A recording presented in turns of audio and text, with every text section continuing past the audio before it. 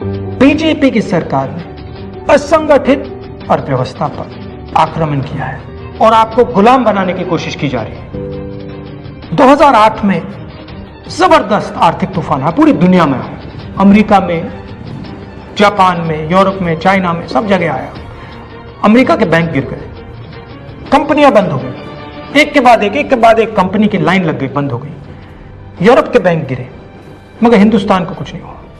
UPA की सरकार थी, प्रधानमंत्री जी के पास गया और मैंने उनसे पूछा, मनमोहन सिंह जी बताइए, पूरी दुनिया में आर्थिक नुकसान हुआ है, हिंदुस्तान को कोई असर नहीं हुआ, कारण क्या है?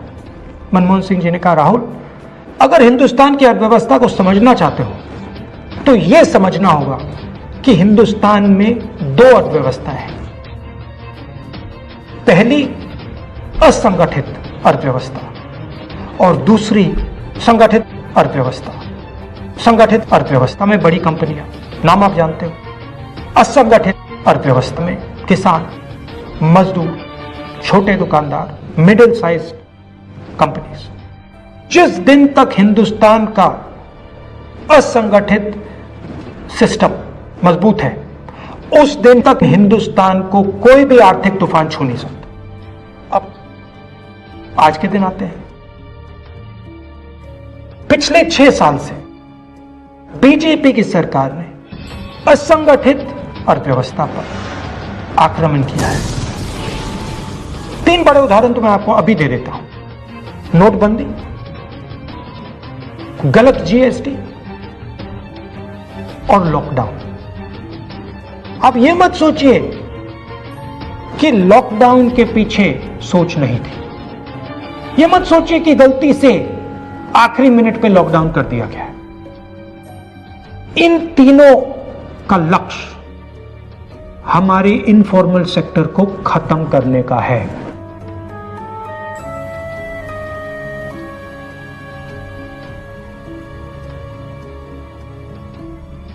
प्रधानमंत्री जी को अगर सरकार चलानी है, मीडिया की जरूरत है, मार्केटिंग की जरूरत है। मीडिया और मार्केटिंग 15-20 लोग करते हैं। इनफॉर्मल सेक्टर में पैसा है, लाखों करोड़ रुपए, जिसको ये लोग छू नहीं सकते।